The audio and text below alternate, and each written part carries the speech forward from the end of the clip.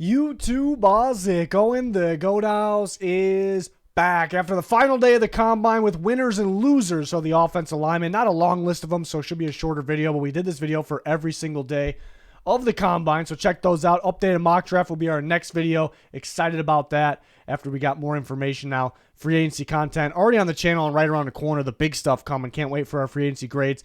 Join us. Help us get to 100K. Follow us on Twitter for instant news and reactions. Much appreciated. Starting with Troy Fautanu, who's been one of my guys. I had him as a top 3 tackle. I had Alt, Latham, and Fautanu, and he's definitely not going to go down the list. Maybe he's actually a little closer to Latham and Alt than I once thought. But kind of going out there and kind of showing, and people starting to realize kind of what I thought there. And I think, not so much because of the testing, but he was very athletic out there. That's a bonus. But you hear all these reports that teams, coaches, they love him. Like people, they're saying the media's too low on this guy. Worst case, he's a high-end guard, kind of what we've been saying too. But he's a good tackle. And some people in the media were kind of worried about, like, is he a tackle? Is he lacking length? Do we have to put him at guard? And then he went out and measured, lengthy, more than expected too. So he's a tackle, and it's just kind of a worst case scenario. He's a high-end guard. I think he could be a high-end tackle. So got the size, very fun tape. So I think he kind of solidified himself up there at the top. I think, there's some people that had him around top 5, even some people that had lower than that. I think he's, again, really kind of solidifying himself. I think the lowest he goes is the 4th tackle, but I really think he'll be the 3rd tackle taken. I think he has a shot. It's not a big percentage, but a shot at one. I think there's a decent shot at the 2nd tackle taken. I'm pretty confident that Latham will be a top 2 tackle taken. Like, he probably has the highest chance.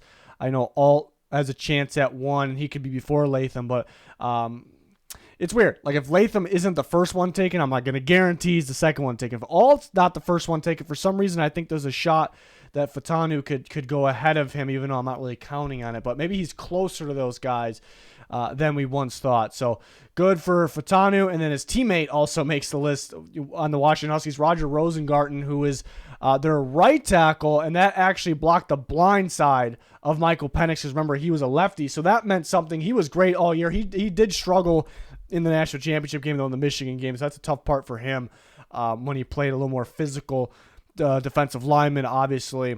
But he was great all year. Penix was barely hit. He was barely pressured.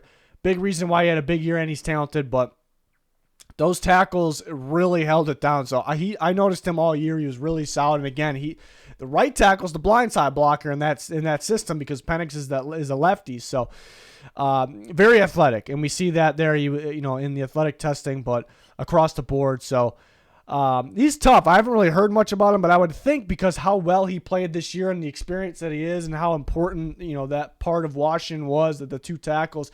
I feel like, even though there was no buzz, I feel like he probably would have went in round 4, but I think he helped himself a little bit there. But he's an interesting one where people will probably be mixed, all over the place on where he could go. But the 2 Washington tackles definitely stood out all year and in the combine, so that's great.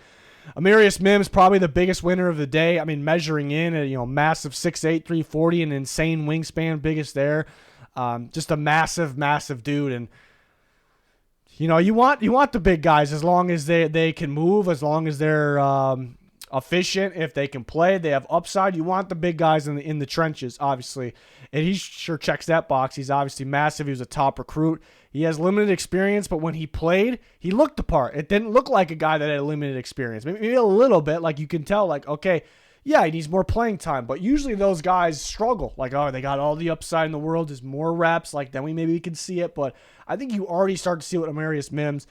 So he was already being talked about late first because of that.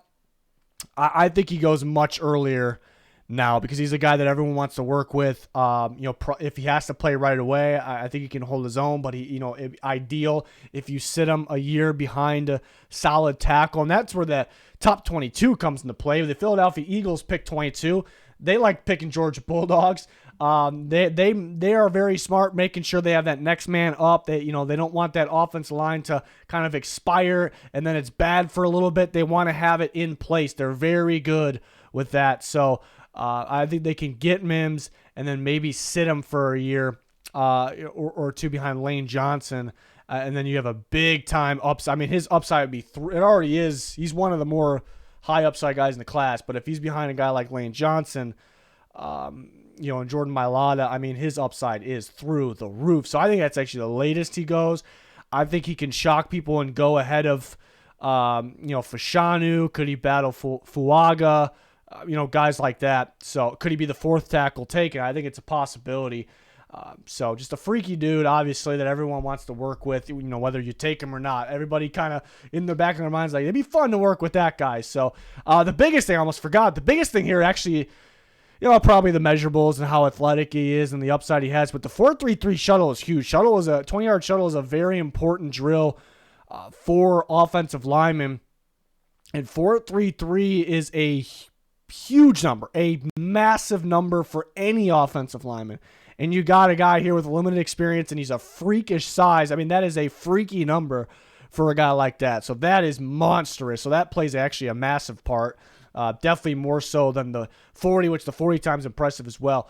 So I actually think the latest he'll go is to the Eagles. I think that's actually a pretty decent spot there. And then Kingsley Suamataia from BYU, not a major winner on the day, but, they gave him a comparison to Penei Sewell. Maybe it's a poor man's, but the measurables and the athletic ability, I guess, is somewhat in the ballpark. So that's pretty cool. And he was very efficient for BYU, obviously, and that's fantastic. I think he's got a pretty solid tape, to say he's at least a second-round pick, and that's kind of where he was before. He was top 64, but that's kind of the latest. Like, he was most likely going to go early to mid-second. Some people would kind of hint that, maybe he can go late first. So maybe that's more of a possibility now than it was before. I think he's a top 40 pick. I think he could possibly go late first, but with the other talent, especially look at all those receivers that got to go, maybe early second, still more like it. He can brush up on the technique, sometimes watching him looks like, you kind of get him off balance a little bit. So in terms of the technique, I don't know if I love that part of the tape. How's he going to be when he plays like the better competition? But he looks the part, and he held it down for the most part. So I do think he has some upside, maybe not a guy.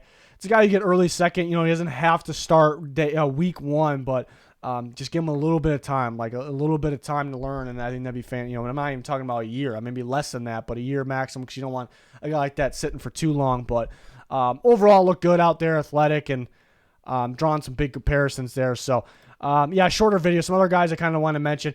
A few guys that, well, start with Mason McCormick, just a smaller school guy. Smaller school guys. South Dakota State's not that small of a school. It's a big time FCS program. But a guy I want to look more into because of the talk there, like people saying, okay, he's, more of a guy than the media is saying, and he tested it pretty well athletically, or jumped at least athletically. And the top two guys, the Wisconsin interior offensive line, which they're continuing to pump out some good offensive linemen, especially from the interior. Tanner Bortolini can play center and can't put a pass in the plate guard. But I'm always going to be the guys that test very well in the shuttle, and that means something. So he was high up in every drill, but that's kind of what stood out. And same thing with Dominic Pooney from Kansas. I think that's a guy. These are guys we're gonna have to go back and watch more because they stood out to me. So that's kind of what the combine's all about. I keep saying that, but Tyler Guyton, who's kind of known as a high upside, limited experience, but pretty good in his experience. So then maybe the other Amarius Mims. Not maybe necessarily the same exact body type, but I think stock a little bit down. I expected him to test way better. It's not the end of the world if he doesn't run a great 40. It was way lower. I thought he'd be one of the faster tackles. I think they were saying that on the air too. I thought the same thing. It's like an athletic freak, super long. So it's not the end of the world, but it was pretty far off from expectations. So you have to say stock down a little bit.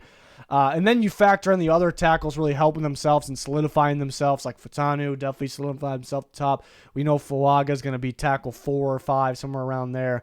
Amarius Mims, like boosting his stock. Some other guys as well. So maybe that kind of, and he had a good Senior Bowl guy, and a lot of good reports from the Senior Bowl from him. So maybe just being a little underwhelming and not meeting expectations, even though it's not going to crush his stock. Maybe that. Again, because he was like going into the Senior Bowl, he was probably early second, maybe sniffing late first. After the Senior Bowl, it's like All right, he's definitely going first, it feels like. And could he even go like middle or earlier in the middle first because of his freakish upside, his athletic ability? It's a guy to watch at the combine, and for him to kind of not meet those expectations, maybe it's like, okay, late first, possibly could go early second. So I think late first is probably his ceiling. I think the very max is probably the Cowboys pick up there at 24, but I would imagine probably slips past that point too, but we'll see. A lot of upside there at Guyton. But that'll do it for the offensive linemen, so not a ton to talk about, but some legit talented guys at the top. Excited to see how the order they come off the board there. I definitely still think Latham and Alt are at the top, but I like Fautanu. I like Fuaga's probably next, but Mims is going to be really sneaky. I'm not a big Alu Fashanu guy who did get injured when running his 40, so that didn't really help his case. But there's a lot of people that have him at tackle 1. I'm shocked by that. I think majority of people, maybe it changes now, but I think if you pulled everyone that has, prospect rankings, he's probably averaging out at 2 or 3 tackle. I'm definitely going to be lower on him. I wasn't thrilled with this tape. I do think he's better 2 years ago, so that talent is still in there. Very small hands from him, too. I guess I could have put him in the stock down category because he got injured, and hand size means a little something. It was weird, like very, very small hands from Fashanu, so that was interesting. So will that matter some teams? Most teams probably not, but we'll see. But now we get into the big stuff. On to free agency, the latest rumors, predictions. We had an updated mock draft coming. We'll have free agency grades like nonstop. Once free agency starts, and we'll have live news on our Twitter. Check out our sponsors, GLD Shop and Liquid IV, code GOAT. Links pinned in the comments for anything you're looking for. It's going to do it. Thanks for watching. Goodbye.